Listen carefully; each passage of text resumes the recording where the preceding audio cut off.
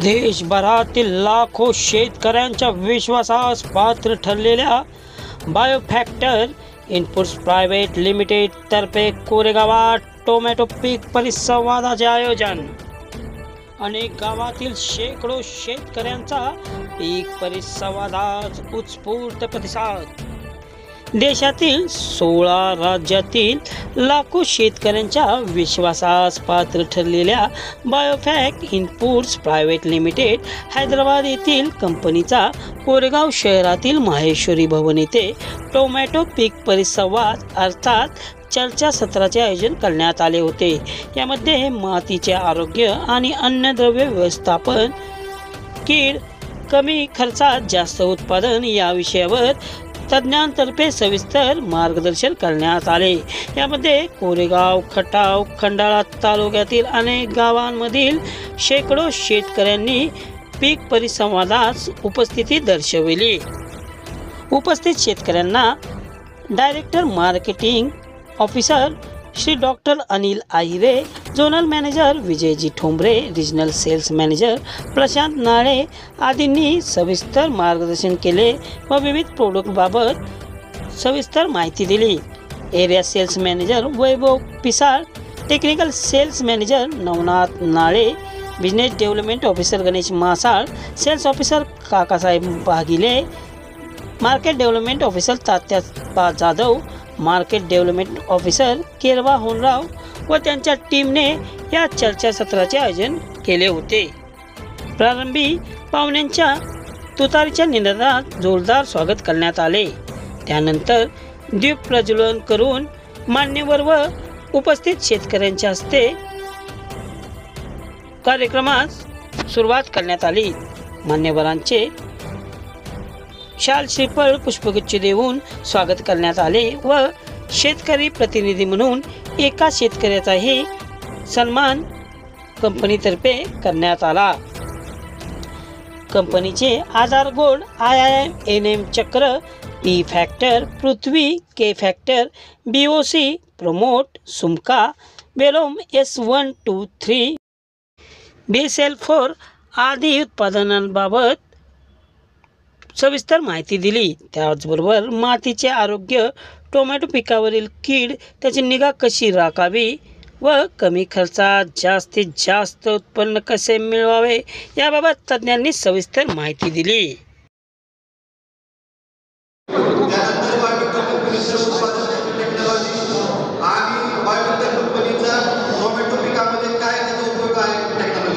त्याबद्दल माहिती सांगण्यासाठी डॉक्टर अनिल सर मार्गदर्शन करतील। त्यानंतर टोमॅटो पिकामध्ये स्टेजनुसार किंवा प्रत्येक पिकाच्या वेळेनुसार जे प्रोडक्ट स्टेज आहे त्याच्यासाठी मार्गदर्शन करण्यासाठी प्रशांत नाळे सर मार्गदर्शन करतील आणि त्यानंतर आभार प्रदर्शन होईल।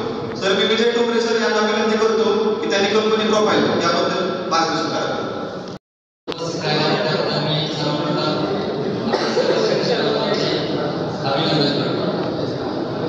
जास्त वेळ घेणार नाही, 5 मिनिटं घेणार आहे। कंपनीची जर्नी कशी आहे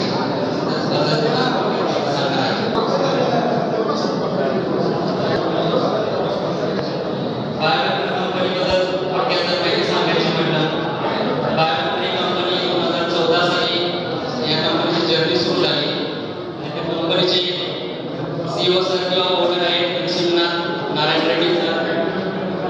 बायोफॅक्टर कंपनीचं मिशन जे आहे म्हणजे पहिलं प्रॉब्लेम्स काय आहे, त्या प्रॉब्लेम्स सोल्युशन काय आहे ते आपण मार्केटमध्ये घेऊन येतो आणि फ्युचरमध्ये आपण जे टेक्नॉलॉजी आहे ओरिएंटेड प्रोडक्ट आपण मार्केटमध्ये देतो हे आपलं विजन आहे। बायोफॅक्टर कंपनीची जर्नी 2014 पासून सुरू झाल्यानंतर शेतकरी समोर ठेवूनच या टेक्नॉलॉजीचं उद्दिष्ट पूर्ण करण्यासाठी ही जर्नी अशा पद्धतीने सुरू झाली आहे। बायोफॅक्टर कंपनीचं जे स्ट्रेंथ आहे किंवा बायोफॅक्टर कंपनीची जी ताकद आहे ती यामध्ये आहे। तिथे सेंटेन्स दिलेलं आहे, quality is and act but I habit, ही कंपनीची हॅबिट आहे।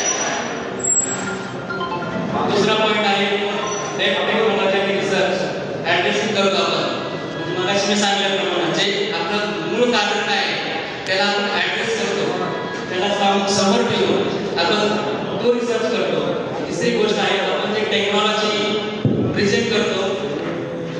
ॲडव्हान्स टेक्नॉलॉजी म्हणून आपण शेतकऱ्यांसाठी घेऊन येतो मार्केटमध्ये. ॲडव्हान्स टेक्नॉलॉजी आहे.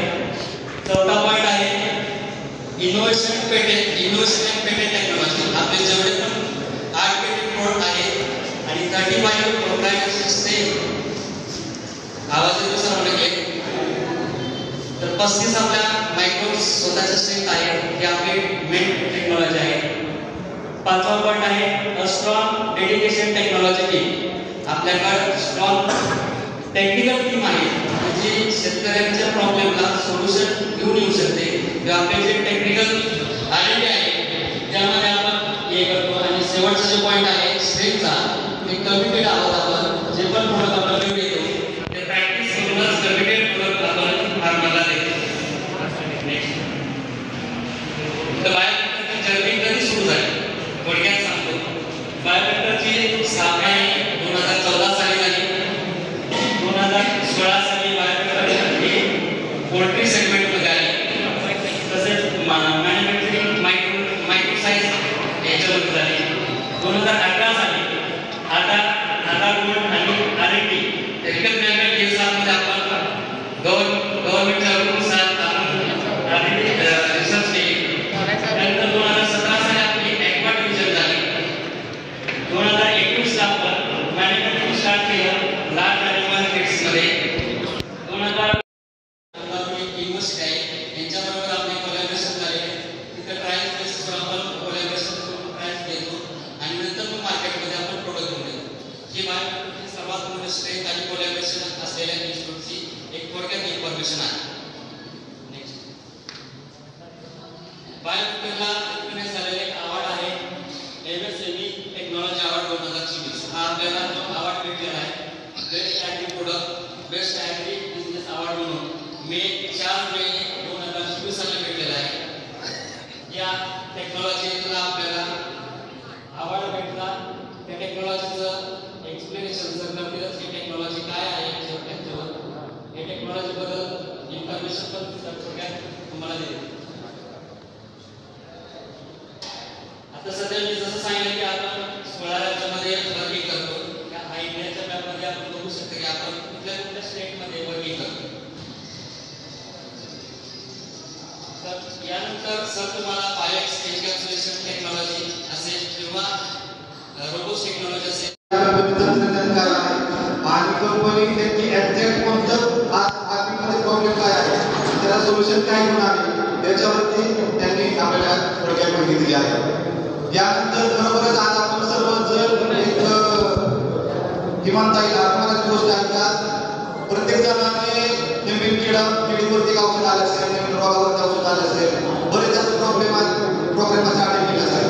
पण आज खरोखरच आज आपण भाग्यवान आहे की आज न्यूट्रिशन मॅनेजमेंट किंवा अन्न व्यवस्थापन हे मोठी संकल्पना किंवा मोठं एक क्षेत्र असं आहे की त्याच्यामध्ये आपण टोमॅटोचं व्यवस्थापन करत असतो. आज ह्याच व्यवस्थापनामध्ये आजचे जे प्रमुख पाहुणे आहेत किंवा बायोफॅक्टर कंपनीचे जे मार्केटिंग डायरेक्टर आहेत आणि डायरेक्टर आज या क्षेत्रामध्ये त्यांचं खूप मोठे योगदान आहे. आज आम्ही लगभग 3 ते 4 महिने त्यांचे डेट घेण्यासाठी आज आम्ही कंपनीच्या पाठीमागे आहोत. असं आमच्या कोरेगावमध्ये टोमॅटो सीझन होत आहे आणि आज आम्हाला सरांचे मार्गदर्शन हवे आहे. त्यांनी आज आम्हाला भेट दिली आहे. तर मी सगळ्यांना विनंती करतो 15 ते 20 मिनिटं त्यांचं लेक्चर होणार आहे. पण अतिशय तुम्ही मनपूर्वक किंवा काळजीपूर्वक काय करून ऐका असं लेक्चर तुम्ही नवीन किंवा नवीन टेक्नॉलॉजी नवीन इनोव्हेशन आज मला ऐकायला मिळणार आहे. तर मी सरांना विनंती करतो की त्यांनी मार्गदर्शन करावं. मी बायोफॅक्टरी फूड्स प्रायव्हेट लिमिटेड ज्यांना आपण बायोफॅक्टरी नावाने ओळखतात त्या कंपनीतर्फे आपला बहुमूल्य वेळ दिल्यामुळे मी आपल्या सर्वांचे प्रथम आभार मानतो. आणि आज मला जो विषय दिला की जो उन्हाळी टोमॅटो आपण लावतो तर त्याच्यात आपल्याला काय काय अडचणी येतात आणि त्याचा परिणाम आपल्या जमिनीच्या आरोग्यावर काय होतो आणि आपल्या टोमॅटोच्या उत्पादनावर काय काय होतो याचं थोडक्यात विवेचन करायचं आहे. आणि या सगळ्या गोष्टींचा जेव्हा आपण विचार करतो तर अन्नद्रव्यांचं व्यवस्थापन आपलं यावेळेस कसं असलं पाहिजे किंबहुना आपण उपयोगी काय केलं पाहिजे याविषयी आपण थोडीशी चर्चा करणार आहोत. गेल्या वर्षाच्या वर्षी इथे आपण टोमॅटो उन्हाळी का बरं चर्चासत्र आणि त्यावेळेस मला विषय देण्यात आलेला होता की उन्हाळी टोमॅटोचं अन्नद्रव्याचं व्यवस्थापन कसं करायचं किंवा त्याच्या अन्नद्रव्यांच्या कमतरतेची लक्षणं कसे दिसतात.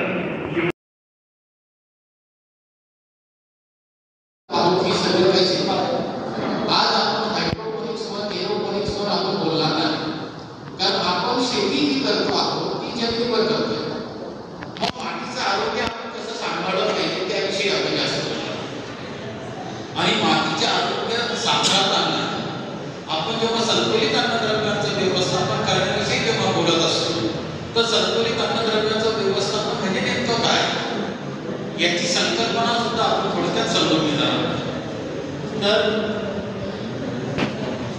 आपल्या गेल्या वर्षी तुम्ही थोडंसं मागचं जे आहे त्याला प्रश्न की आपण मागच्या 2 वर्षापूर्वी काय चर्चा केली होती की जेव्हा आपण टोमॅटो लावत असतो उन्हाळी टोमॅटो जेव्हा लावत असतो तेव्हा त्याचं प्रति हेक्टरी अन्नद्रव्याची जी गरज असते ती असते नायट्रोजन 180 किलो, फॉस्फरस 100 किलो आणि पोटॅश 60. परंतु हे जेव्हा द्यायचं असतं त्याच्यासोबत आपण शेणखताचा सुद्धा वापर प्रति 30 टन केला आणि जेव्हा कुठल्या अवस्थेत दिला पाहिजे याच्याविषयी आपण चर्चा केली होती. पण यासोबत आपण 3 विषय आणखी घेतलेले होते की याच्यासोबत फक्त अन्नद्रव्य म्हणजे नत्र स्फुरण आणि पोटॅश नाही, आपल्याला 13 अन्नद्रव्यांचं व्यवस्थापन 13 अन्नद्रव्यांचं व्यवस्थापन करायचं असतं. आणि 3 अन्नद्रव्ये जी आहेत याला आपल्याला नैसर्गिकरित्या उपलब्धता आपल्या पिकाला असते. मग 13 अन्नद्रव्याच्या बाबतीत आपण गेल्या वर्षी आम्ही बघितलं होतं की या NPK सोबत नत्र स्फुरण पोटॅशसोबत साधारणतः 25 किलो कॅल्शियम, 25 ते 30 किलो मॅग्नेशियम आणि 27 किलो सल्फरची सुद्धा गरज असते. आणि ती कुठल्या अवस्थेत दिली गेली पाहिजे ते आपण बघितलं. मग हे संतुलित अन्नद्रव्याचं व्यवस्थापन जर केलं तर आपल्याला पीक चांगलं येणार आहे. नाही केलं किंवा या अन्नद्रव्याचं व्यवस्थापन जर आपण नाही केलं तर काय होतं तर या अन्नद्रव्याच्या कमतरतेची लक्षणं आपल्याला सगळी दिसतात. ही गेल्या वर्षी आपण सगळी बघितली आणि याच्यात सखोल आपण चर्चा केली होती की ही अन्नद्रव्याची कशानंतर कुठल्या पाण्यावर दिसते, पानं अशा प्रकारे पिवळी पडतात. कॅल्शियमची कमतरता कशी दिसते ते आपण बघितलं होतं आणि नंतर आपण त्याला ब्लॉझम एअर म्हणजे खालून टोमॅटोची फळं सडतात हेही आपण बघितलं. आणि ही अन्नद्रव्य आपण केव्हा द्यायची याच्याविषयी चर्चा केली. जसं थोडक्यात सांगायचं 3 प्रकारच्या प्रॅक्टिसेस असतात अन्नद्रव्य देण्याच्या. जेव्हा फक्त वर खतं जे आपण देत असतो तेव्हा अर्धा नत्र किंवा 1/3 नत्र आपण सुरुवातीला देतो. पूर्ण पालाश आणि पूर्ण स्फुरत किंवा अर्धा पालाश अर्धा स्फुरत हे आपण लागवडीच्या वेळेस देत असतो. आणि नंतर 1/3 30 ते 45 दिवसांच्या नंतराचा वापर करत असतो आणि उरलेला नंतर पुन्हा 60 दिवसानंतर देत असतो. ही पद्धत देतो त्या पद्धतीत आपण. परंतु आता सध्या आपण पक्कवर खतं देतो का?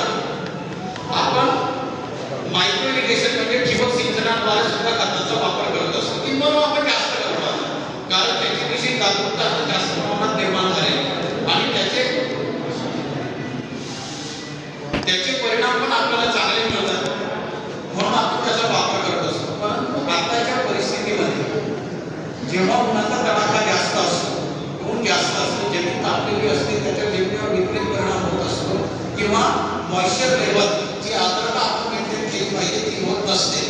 त्याच्यामुळे त्याची काही प्रमाणात आपल्याला चुकीच्या पद्धतीने जर वापर केला तर त्याचे दुष्परिणाम सुद्धा मिळतात.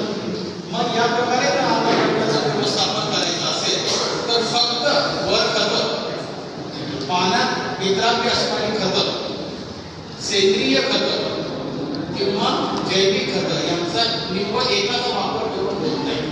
जसं की आपण संतुलित अन्नद्रव्याचा वापर करायचा म्हणजे या 16 अन्नद्रव्यांचा आपण वापर करतो. मुख्य म्हणजे काय नत्र स्फुरद पालाश, दुय्यम अन्नद्रव्य कॅल्शियम मॅग्नेशियम सल्फर आणि सूक्ष्म अन्नद्रव्य म्हणजे zinc ferrous magnesium copper boron ही सगळी आपण घेत असतो. मग फक्त आपल्याला अन्नद्रव्य व्यवस्थापन करायचं नाहीये. संतुलित अन्नद्रव्यांचं व्यवस्थापन म्हणजे काय की फक्त या अन्नद्रव्यांचा वापर संतुलित प्रमाणात करायचा असा त्याचा अर्थ होत नाही. तर याची जे वेगवेगळ्या प्रकारची खतं असतात, कारण आपण जमिनीवर शेती करतोय याच्यामुळे आपण जे म्हणतोय की जमिनीवर जेव्हा खतं करत असतो, शेती करत असतो, त्यावेळेस आपण सेंद्रिय खतांचा वापर, जैविक खतांचा वापर, रासायनिक खतांचा वापर, विद्राव्य खतांचा वापर यांचा संतुलित प्रमाणात वापर करायचा असतो. म्हणजे या खतांचा सुद्धा आपल्याला समतोल साधायचा, त्यावेळेस सुद्धा आपल्याला योग्य परिणाम मिळणार. असं का? कारण फक्त रासायनिक खतं जर वापरली तुम्ही तर होणार काय की तुम्ही अन्नद्रव्य म्हणून तुम्ही 180 किलो नत्राचा वापर केला प्रति हेक्टरी किंवा 100 किलो स्फुरदाचा वापर केला प्रति हेक्टरी आणि संपूर्णपणे रासायनिक खताचा वापर केला, याचा अर्थ असा होत नाही की पिकाची गरज पूर्ण झाली. कारण त्या अन्नद्रव्यांची उपलब्धता त्या पिकाला झाली पाहिजे. त्याच्यासाठी जमिनीवर जेव्हा शेती करतो तेव्हा सेंद्रिय कर्माचं प्रमाण चांगलं पाहिजे, सूक्ष्म जीवांची संख्या चांगली पाहिजे, त्यांची कार्यक्षमता चांगली पाहिजे. म्हणजे आपल्याला त्यासाठी त्यांना सेंद्रिय खत टाकणं गरजेचे आहे. जर आपल्याला सूक्ष्म जीवाणू पाहिजे तेव्हा जैविक खताचा वापर करणं गरजेचं आहे. जेव्हा आपल्याला विपरीत परिस्थिती तयार होते की ज्यामुळे कुठलाही अन्नद्रव्य उपलब्ध होत नाही किंवा किंवा झाड ठेवू शकत नाही, अशा वेळेस आपल्याला उपलब्ध स्वरूपात असलेली जी पाण्यात पुरवणारी खतं असतात ती आपल्याला द्यावी. बरोबर की नाही? उपलब्ध स्वरूप म्हणजे काय की तुम्ही युरिया दिला आणि त्या झाडाने घेतला असं तुम्ही लोक का तुम्हाला चौथ्या दिवशी ते झाड हिरवं झालेलं दिसतं किंवा त्याची झाडाची वाढ झालेली दिसते. पण ते जर तुम्ही पाण्यात विद्राव्य असणारं खत जर टाकलं किंवा कॅल्शियम नायट्रेट किंवा तुम्ही 19 वापरतात ते कारण त्याच्यात असलेला नत्र हा उत्कृष्ट स्वरूपात असतो, त्या स्वरूपात झाड घेते. टोमॅटो आपण पिकाची चर्चा करतोय ते नंतर कुठल्या स्वरूपात घेते, नंतर नायट्रेट स्वरूपात घेतात आणि त्या स्वरूपात ते असल्यामुळे दुसऱ्या दिवशी तुम्हाला त्याची परिणाम देतात. म्हणून ह्या सगळ्या खतांचा वापर आपण संतुलित प्रमाणात केला पाहिजे. आता ते उपलब्ध स्वरूपात आहेत म्हणून जास्त जर वापरलं काय त्याचे झाडावर वाईट परिणाम, कारण अन्नद्रव्यांचा समतोल पण साधायचा. नाहीतर काय एक अन्नद्रव्य जर जास्त झालं तर ते दुसऱ्या अन्नद्रव्याला लागणारी उपलब्ध होऊ देणार नाही. उदाहरणार्थ तुम्ही जेव्हा डीएपी देता आणि तुम्हाला तुमचं झाड जेव्हा डीएपी मधला फॉस्फरस घेत नाही किंवा त्याला उपलब्ध होत नाही किंवा तुम्ही मारायचे झिरो वापरता किंवा झिरो वापरून जमीन वापरता जेणेकरून त्याला फुलं चांगले फळं चांगली. मग अशा वेळेस ते जर जास्त प्रमाणात वापरलं तर झाडाची वाढ होते आणि दुसऱ्या सूक्ष्मान्नद्रव्याच्या कमतरतेचे लक्षण आपल्याला दिसायला. म्हणून आपल्याला संतुलित अन्नद्रव्यांचं व्यवस्थापन करायचं. त्याच्याने फायदा काय होतो ह्याच वेळेमध्ये दिला होता. जेव्हा संतुलित अन्नद्रव्यांचा वापर करतो तेव्हा आपल्याला झाडाला प्रतिकार शक्ती चांगली मिळत असते. दुसरी गोष्ट आपल्या फळांची प्रत जी आहे क्वालिटी ती चांगली मिळते आणि आपल्याला उत्पादन जास्त मिळतं. आपण जेव्हा उन्हाळी टोमॅटो करत असतो ना, जेव्हा ऊन जास्त असतं तेव्हा आपली उत्पादन क्षमता कमी झालेली असते. ती जास्त मिळते का आपल्याला उत्पादन पण कमी मिळतं, चांगल्या प्रतीचं मिळत नाही. तर संतुलित अन्नद्रव्यांचं व्यवस्थापन या सगळ्या खतांद्वारे जर केलं हा फायदा होत असतो. त्याच्यामुळे काय होतं की आपला शेतीवर होणारा जो खर्च आहे म्हणजे जेवढे काही इनपुट्स वापरतो, खतं वापरतो, आपण औषधं वापरतो, त्याचा होणारा खर्च कमी होतो. कारण त्याची प्रतिकारशक्ती वाढलेली असते, उत्पादकता वाढलेली असते आणि आपल्याला जे येणारी आवक आहे ती जास्त झाली आणि हेच आपलं उद्दिष्ट. बायोफॅक्टरमध्ये जेव्हा आम्ही बोलत असतो आमच्या कंपनीचा एक लोगो आहे तर सॉईल कंपनी. आम्ही फक्त पिकाचं पोषण करत नाही तर पिकाच्या पोषणाबरोबर जमिनीचं आरोग्य सुद्धा कसं चांगलं आहे, दुसरं दिवस कसं सुधारत आहे याच्याकडे सुद्धा आम्ही लक्ष देत असतो. आणि त्याच्यासोबत आमच्या कंपनीला 8 पेमेंट मिळाले. जसे आपण डोंगरे साहेबांनी सांगितले की आमच्याकडे 8 पेमेंट आहे आणि स्वतःचे 35 कोर्पोरेट स्ट्रेस. स्वतःचे कोर्पोरेट स्ट्रेस म्हणजे काय की आपल्या याच्या जीवाणूची संख्या जास्त आहे ती चांगले काम करते परंतु त्याचे कुठली राष्ट्रीय किंमत आहे की त्याने चांगले आपल्याला परिणाम मिळतात ते सुद्धा आपल्याला आहे. म्हणून आजच्या याच्यामध्ये जेव्हा उन्हाळी टोमॅटोचा आपण लागवड करत असतो ह्या सगळ्या आपल्याला गोष्टी असतात. म्हणजे एन्व्हायरमेंटल फॅक्टर वातावरणाचा कुठला परिणाम होतो की आपल्याला हीट स्ट्रेस जास्त येतो. टेम्परेचर जास्त वाढलेलं असतं, अन्नद्रव्यांचं शोषण कमी होतं, त्याची उपलब्धता कमी होते, मायक्रोबियल ऍक्टिव्हिटीज कमी होते आणि त्याच्यामुळे आपल्याला काय फ्रूट फळ मिळतो. दुसरी गोष्ट काय की मॉइश्चर मॅनेजमेंट. मॉइश्चर मॅनेजमेंट म्हणजे काय की जेव्हा आपण कुठल्याही खताचा वापर, संतुलित अन्नद्रव्यांचा वापर, जेव्हा तुमचं ऊन पडत असतं तेव्हा वरच्या थरातलं सगळं पाणी बाष्पीभवन होऊन जातं. बऱ्याच वेळेस आपण खत दिल्यानंतर तुम्हाला स्कॉर्चिंग जाणवतं की नाही? पण ते का कशामुळे होतं? कारण पाण्याचं बाष्पीभवन किंवा टेम्परेचर जास्त झाल्यामुळे किंवा ऊन जेव्हा जास्त असतं, टेम्परेचर जेव्हा जास्त असतं तेव्हा आपण फवारणी करतो, त्याच्यामुळे स्कॉर्चिंग आली. मग ते मॉइश्चरचं मॅनेजमेंट करण्याचं गरजेचं असतं नाही. आणि दुसऱ्या ज्या फॅक्टर्स आपण जेव्हा बघतो, आणखी दुसरी टोमॅटोला काय येतं तर दुसरं येतं की आपल्याला रोगराई आणि कीड पण जास्त प्रमाणात दिसायला आणि रोगांचं प्रमाण अगदी लाईफमध्ये जो रोग आहे ना तो आपल्याला सगळ्यात जास्त. तो रोगांची कुठल्याही रोग अडकणाऱ्या सुलानी नावाचा जो जीवाणू पॅथोजन असतो त्याच्यामध्ये. मग ह्या गोष्टींना दोन प्रकारे आपल्याला कंट्रोल करायचं. मी तुम्हाला सुरुवातीला सांगितलं की एक तर औषधाची फवारणी करा, नाही तर त्याच्या विरुद्ध आपली प्रतिकारशक्ती वाढवतो. मग आपण जर प्रतिकारशक्तीवर काम केलं, कारण औषधाची जेव्हा आपण फवारणी करत असतो तेव्हा होतं काही झाडाला आणखी स्ट्रेस, अगोदरच हीट स्ट्रेस आलेला आहे, उष्णतेचा ताण आलेला आहे आणि त्याच्यात जेव्हा आपण औषधाची फवारणी करतो तर आणखी त्याच्यावर ताण, आणि जेव्हा स्ट्रेस किंवा कुठल्याही प्रकारचा ताण त्या पिकावर जेव्हा येतो तेव्हा त्याची वाढ होते, तेव्हा त्यांना फुलांची संख्या कमी लागते, फळांची वाढ कमी होते, मग आपल्याला अँटी स्ट्रेस द्यावा लागतो. मग ते देऊ नये म्हणून काय की थोडक्यात पिकाचं संगोपन अशा प्रकारे करायचं की त्याच्यात संतुलित अन्नद्रव्यांचा पुरवठा पिकाला होतो. आता याच्यात काय किंवा आपण जेव्हा जमिनीचा विचार करत असतो, आपल्या शेवटी आपल्याला जमिनीवर शेती करतो, जमिनीच्या आरोग्याविषयी आज बोलायचं होतं. मग जमीन म्हणजे काय?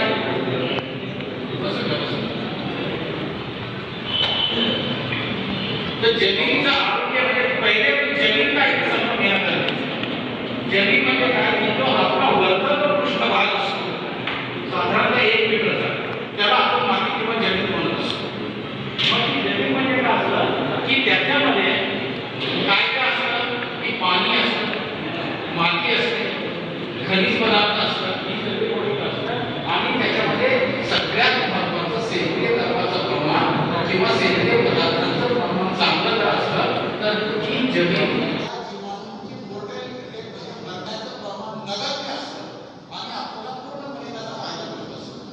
दुसरी एक टेक्नॉलॉजी आपण काय केली, ही एक म्हणजे काय की आपले जे वृक्ष आहेत एक तर मजबूत आहे, दुसरी गोष्ट म्हणजे त्याला एनकॅप्सुलेटेड आहे, मायक्रो एनकॅप्सुलेटेड, त्याला कोटिंग केलेलं आहे.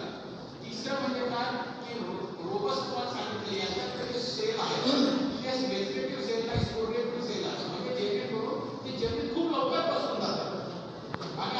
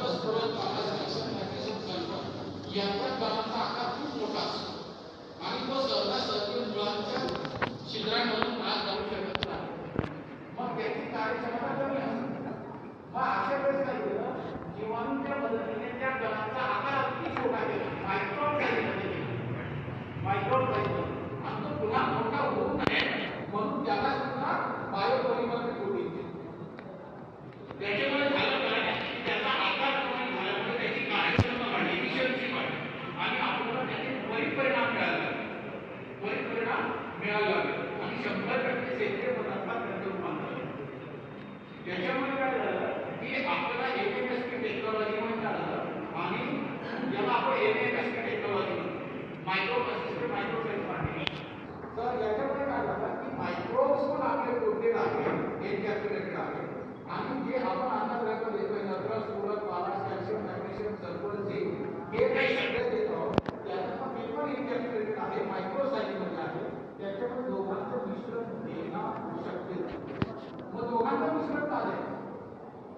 दोघांचं मिश्रण द्यायचं का? तर त्याचं कारण असं होतं की कुठलंही अन्नद्रव्य आपण देत असतो ते सरळ भाग देतो. तुम्ही युरिया टाकला आणि पिकाने मिसळून घेतला असता होतो. तुम्ही सुरत टाकलं किंवा पोटॅश टाकला आणि पिकाने दुप्पटपण घेऊन घेतला खाऊन घेतला असं नाही होतं. त्या जेव्हा आपण जैविक शेती करत असतो तेव्हा जमिनीवर शेती करत असतो त्यांना काय लागतं, समजा नायट्रोजन जर जमिनीला घ्यायचा असला तर तिथे नायट्रोजन एन्झाईम तयार करायचं असतं आणि ते नायट्रोजन असतं. याच्यात काय केलेलं नायट्रोजन मग त्याची जीवन त्याच्यासोबत फॉस्फरस फॉस्फरसची जीवन त्याच्यासोबत. मी तुम्हाला एक उदाहरण देतो. म्हणजे हे खत तुम्ही सगळे वापरता, तुम्ही बेंटोमॅट सगळं वापरता ते सगळेजण प्रत्येक पिकाला वापरता. मग बेंटोमॅट सल्फर आपण जेव्हा देतो सगळ्यांना सारखा परिणाम मिळतो का? नाही मिळत. सगळ्यांना सारखा परिणाम मिळत नाही. कारण प्रत्येकाला काही न मिळायला कारण काय? कारण जेव्हा आपण सल्फर जमिनीत टाकत असतो तर त्याचं उत्पन्न स्वरूप सल्फेट असतं. म्हणजे काय, तुम्ही जेव्हा 1 लिटर सल्फर देता आहात त्याचं रूपांतर सल्फेटमध्ये झालं पाहिजे. त्याच्याकरता एक जीवाणू लागतो असतो, त्याला म्हणतात कायोबॅक्टेरियम बॅक्टेरिया. त्या बॅक्टेरियाचं प्रमाण जर तुमच्या जमिनीत जर कमी असलं तर त्याचं रूपांतर सल्फेटमध्ये होणार नाही आणि तुम्हाला परिणाम कमी होईल. ते जर त्या बॅक्टेरियाचं प्रमाण तुमच्या जमिनीत जर जास्त असलं त्या बॅक्टेरिया तर तुम्हाला काय त्याची परिणाम खूप चांगले होईल. हा फरक असतो. म्हणून प्रत्येक अन्नद्रव्याला एक जीवाणू गरजेचा असतो. म्हणून या दोघांचं मिश्रण देणारे सुद्धा खत आम्ही द्यायला शकतो. मग त्याच्यातलं पहिलं खत होतं त्याला आम्ही DOC. मग पहिलं खत त्याला का म्हणतो? हे सगळ्यात पहिलं का द्यायचं? कारण हा सगळा जो भारतात झाला आपण सुरुवातीपासून पाहतो की त्याला नंतर सुरुवात पाण्याची गरज आहे. जमिनीचं आरोग्य चांगलं राहिलं पाहिजे, अन्नद्रव्याचं शोषण चांगलं झालं पाहिजे, मायक्रो जे आहे जीवाणूची संख्या वाढली पाहिजे. मग त्याच्यासाठी गरजेचं काय असतं तर सेंद्रिय गर्भाचं प्रमाण जमिनीत असतं. मग सेंद्रिय गर्भाचं प्रमाण कसं वाढू शकतं? वाढतं. सुरुवातीला काय त्याचा वापर वाढत असतो. परंतु आता जे आहे बायोलॉजिकली ऍक्टिव्ह ऑर्गॅनिक कार्बन आम्ही देत असतो. म्हणजे काय की जेणेकरून या सगळ्या मायक्रोबची जी हालचाल आहे किंवा अन्नद्रव्याचं प्रमाण किंवा जमीन भुसभुशीत ठेवणं याच्यासाठी हे उपयोगाला पडतं. मग तुम्ही त्याला रासायनिक खतं द्या, सेंद्रिय खतं द्या, जैविक खतं द्या किंवा पाण्यात विद्राव्य असणारी खतं द्या, पटकन झाड उगवून येतं.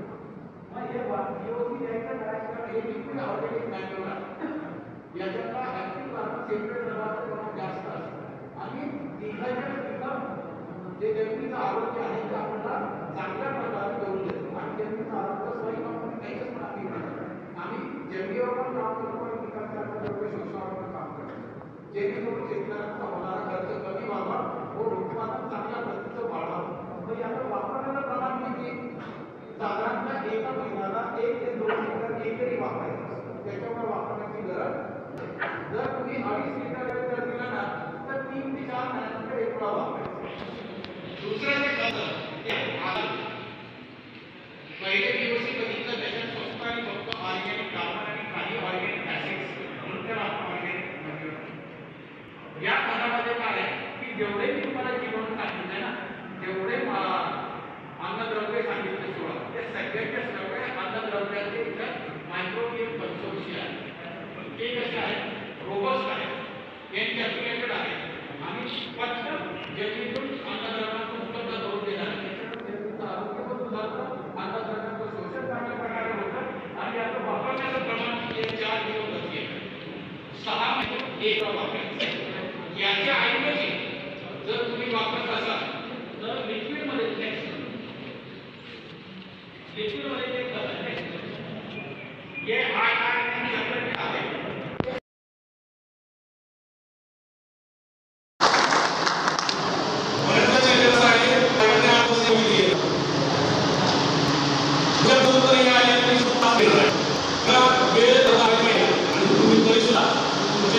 आपण त्यावर खरंच तुमचा आता आपण तिच्या आरोग्याविषयी सांगितलं कसे काम त्याबद्दल सांगितलं बायोटेक्टर कोरेगाव पंचवर्षी पहिलाच काम करत नाही 2000 कोरेगावमध्ये जास्त मध्ये करत आहोत आणि त्यामध्ये पैकी 70% रिकॉर्डमध्ये आम्हाला मिळालेला आहे दरवर्षी प्रदर्शन असतो आणि दरवर्षी आपण नवीन सर्वमध्ये नवीन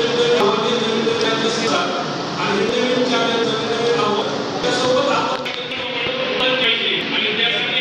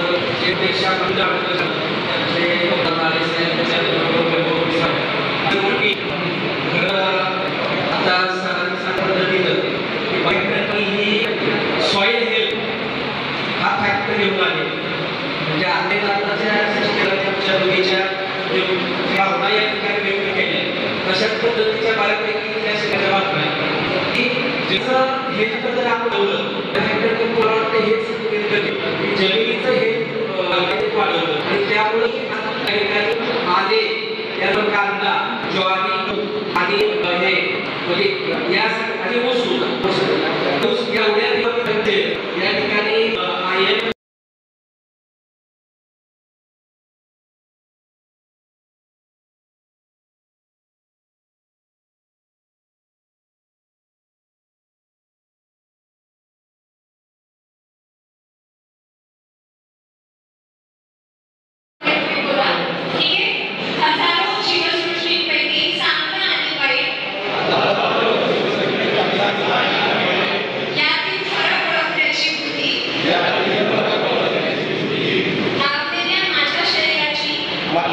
माझ्या शरीराची